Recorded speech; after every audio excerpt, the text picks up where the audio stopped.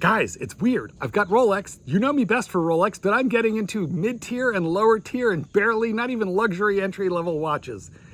There's something sexy about a watch that you could just like bang up, golf in, shoot in, mow your lawn in, grab and go. I don't know. There's something about an everyday carry that is like $500 or even less. And that's what I'm getting into lately. But before we go any further, let's introduce myself. I am...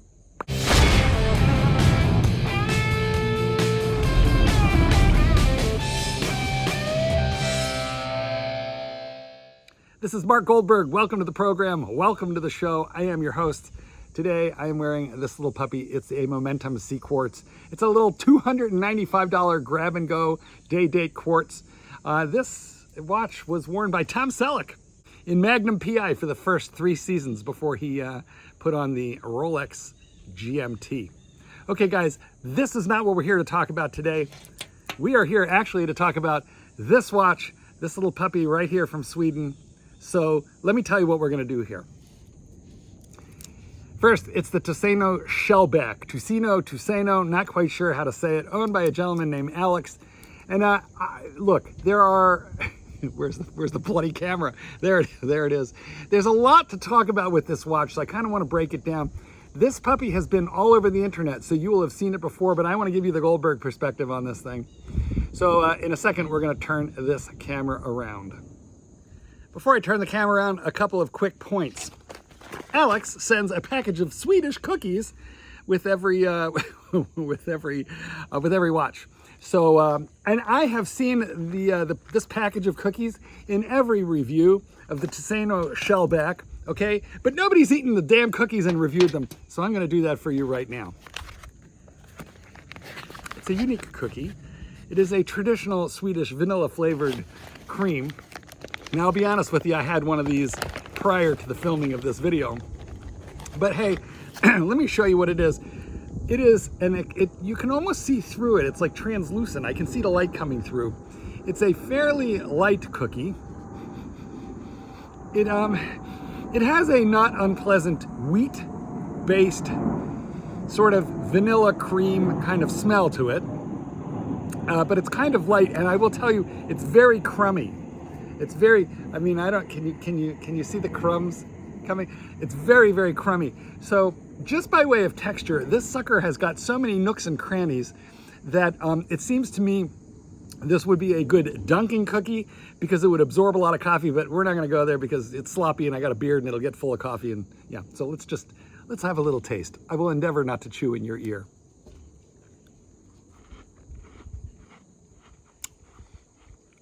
All bets are off. I'm chewing in your ear. I should have given you a headphones warning. Warning, mouth sounds may be triggering. Okay, you know what? I'll be honest with you. That would not be a bad dunk in the morning or the afternoon, but I'm certainly not going to trade in my American Oreo or Chips Ahoy cookie. Sorry, Alex. I think you'd be better off just sending a small, tiny little package of Swedish fish, which I don't even know if those are actually Swedish. But it's the thought that counts, and Alex is a terrific guy. And actually, I said that Alex is part of the star of the Tuseno Shellback story, and I mean that, and here's why. I got a hold of him by email. I said, hey, everybody and his brother has reviewed this. I want to do the same thing, just because to me it looked like such an intriguing watch, and it checked a few interesting boxes for me. And the next thing you know, I've got cookies and a watch. Now, I'm not going to do the unboxing. It's a fine packaging, nothing wrong with it. But here's the key point. Alex sent me the watch, some spare links, and in fact, this sucker, even though it's adjustable, which we'll talk about, adjustable clasp, it wasn't big enough for these gorgeous, massive 7¼ inch wrists. And by the way, guys, I have wrist claustrophobia, so I cannot stand anything snugging, cinching too tight onto my wrist. So yeah, what I did was I took off the included metal bracelet, and I put on the surprisingly good rubber Tropic strap. Both are fitted with quick release pins. I don't know if you'll be able to see this. I'll show it more dramatically when I turn the camera around, but it's quick release. Just pinch the spring bars and pull them out, and the Tropic spring, the Tropic strap included. Anyway, I wore that, and it was quite nice.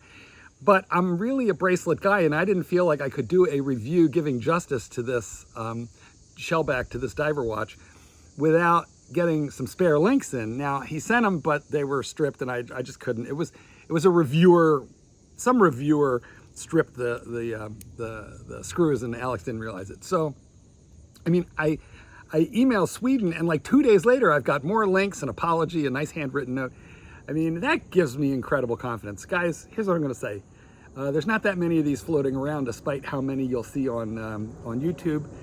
But I feel very comfortable telling you, if for any reason you need to get a hold of the owner of the company to talk about your watch, you're gonna be able to do that, because I did, and it was easy peasy. Okay, guys, look, let me just give you some of the particulars, and then we're going to get into my love affair with this watch. And you know, listen, I don't care. I don't care who is your favorite watch. You're gonna have a complaint or two, and I do. So we'll talk about that as well. First, it's a 40 millimeter watch. It's about 13 millimeters thick. It's got a lovely signed crown. And I think the most remarkable thing about it that we, where's that camera? That we have to talk about is this sandwich dial. The bezel insert is ceramic. The bracelet is 3-link, but it is not it's not a typical oyster link. It's flat and angular. You can see all these angulations on there. It's brushed. There's very little polished on the surface of this watch, just a couple of bevels. Let's turn it around, take a closer look. Let's talk about the ins and outs of the Tuseno Shellback. Okay, well, here she is. To my eye, the dial is what really is most eye-catching here. Sorry about the smudgies, fellas. Let me do a quick cleanup, aka wipe it off on my shirt. It is the sandwich dial. So when you look at these indices, they are very generously sized. Most of them are round, but you have a couple of exceptions to that. Your 15 and your 45 are both oblong. And of course, your 6 o'clock is inset very nicely. So the date is fully integrated. Now this comes in a date and in a no date version. A lot of times people get the no date because they want a clean look, but look how the date is just hidden right into that multi-layer sandwich dial. So you're gonna have absolutely no problem getting a date on this thing, but maintaining a clean look. And as far as, let's talk real quick about lume. The interior of each of those little sandwich divots is well lumed, okay? And so is the lume surrounding the date wheel itself. So although the date is not illuminated, it's not a blank spot on the lume profile for this watch when you light it up at night, and I will show you that. Stay tuned for the lume shot. It'll be a good one, because that is a real important component to this watch. What I really like is the fact that this thing kind of wears, if you will, very similar to a Submariner, but its look is quite different. Now, I don't usually fancy a black dial, and this is definitely not going to come through on the video here.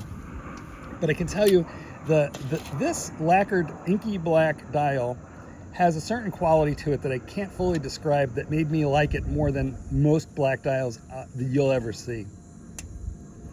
It's a slightly domed crystal, and it's AR coated despite the little bit of glare that we're getting here. No crown guards. The sign crown has that logo of the starfish, which I quite like. That is a really nice case back, guys. More and more companies are doing what these guys did, and they're just giving you some laser engraving on the back. But here we have this bass relief. Yeah, just a much more beautiful case back than what you're getting on a lot of watches, including some even Breitling today.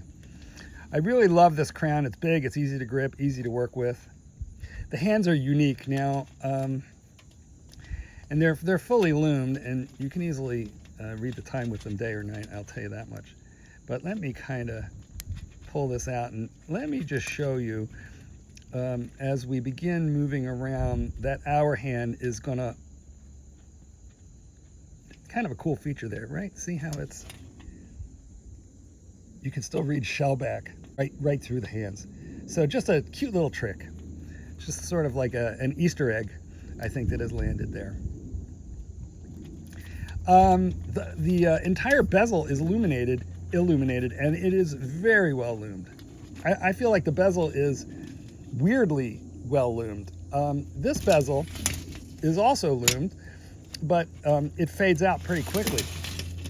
This bezel lasts all night. I don't know how they do it. And of course that entire triangle is loomed. Again, stay tuned and I will show you that. Now, if I have a complaint about the watch as it is in my hand right now, and we're going to look at the bracelet and clasp in a minute. But while we're talking about the dial, the hands, the loom, if I have a complaint, it would be that the loom in the hour markers fades faster, a lot faster than the loom on the bezel itself. The hands aren't bad, but I feel like that is not as well loomed in there as it could be. Although this is another weird thing. Because it's BGW9 in there, it tends to fade back, but then hold. And so actually, even with this demonstration model, even with this pre-production model, I can still read the time. Guys, I do this for you. I sleep with these watches, so I can tell you how they look if you wake up in the middle of the night to piddle like I do. And you can read this hours later, okay? But I like it to be a little more even. And so what I can tell you is, Alex has told me that the production run that is currently in process is using a combination of BGW9 and Super Luminova C3, and that it's going to be significantly stronger, even than what I'm holding in my hands. And this is pretty damn good, but it's going to get even better. Okay, so the clasp, I don't think there's anything particularly remarkable about it. I'm glad that it is double milled here. You've got the Tuseno engraving. You have a simple two-pusher clasp, nothing crazy there. It's attractive, but you know, but nothing out of the ordinary today for a microbrand. But here's something that I do like quite a bit. It is adjustable. Okay, so what we do here is, this is going to be a little hard for me to show, but you just get a fingernail right in here. Yeah, right in there, and then if I pull, I can expose the ratchets, which you see right there, and this is at full extension. I can push this bracelet into itself. Not so easy to do while I'm finagling the camera either, but basically it allows me to extend or retract by the width of an entire link. So for me, that's super important, okay? These watches that have micro adjusts here, well, you need a paper clip or a toothpick. And with this one, I can just adjust it on the fly, which I dearly love. I do like this bracelet. Here's the funny thing. What I really hate are hot spots touching the skin, and this does not have that. This is very smooth underneath. When you get in between, when I run my finger right here, you can see those beveled edges. You know, they're a little sharp, so I can feel a little bit of sharpness right here, but that never touches you. So it gives you a kind of a very cool, aggressive, angular, architectural, structured look. As you can see here, you get a little bit of flash in the sun, even though it's a brushed finish, which I like, because it has some wrist presence, okay? But it's not going to give you a hot spot on it. It's not going to give you any irritation. It certainly doesn't catch hair, even though I don't have too much of that. But nonetheless, enough. Okay. So I guess I have a minor complaint about the loom, but that's being fixed. It is fixed, just not on the one that I have. They're shipping these now. What they do, guys, is every once in a while they run a couple hundred of these watches, and then you can buy them. And the price is, I think, $5.99, which I think will be very nice. It's going to have a Swiss movement. They switched from a Japanese to a Swiss movement, so this will have a Swiss movement in it. Okay. Now, this one is running quite accurately. I believe that this one has either a Swiss Ronda or a Salida movement in there. But I can tell you it's running +2 per day, which I think is excellent. So that it's accurate, it's rugged, it's beautiful. If you like the form factor of a Submariner, it kind of has that. I'll show you a wristwatch and check in a minute. But it has a unique design, so you don't feel like you're wearing some kind of like copycat. That's for sure. If I had any complaint at all about the bezel, the action, it's pretty good. Actually, it's very good. It's not so stiff that I'm having to really dig a fingernail into it. I mean, I can just do it with You know, it's really nice coined edging here.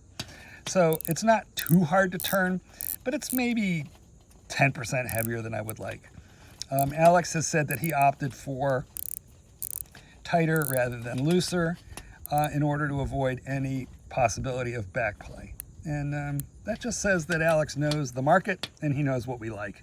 And what we don't like and what we seriously hate is a loose and a sloppy bezels. Nobody wants sloppy seconds in a bezel, that is for sure. Well, look at that. Isn't that crazy? Actually, this is so illuminated that the minute track is even loomed up, so you can see the hashes at the 5-minute mark. And this is part of what makes it so easy to read, setting the time on this thing is a breeze, because that minute hand goes right to the minute track. I love that little hard to, there we go, the little arrow on the seconds hand. I'd like to actually see that be slightly bigger. So I think it's deliberately teeny weeny, but I would like to see that kind of just a little bit larger. But look at that loom, guys, it's crazy. Beautiful. Hope you like it. Paint the sky.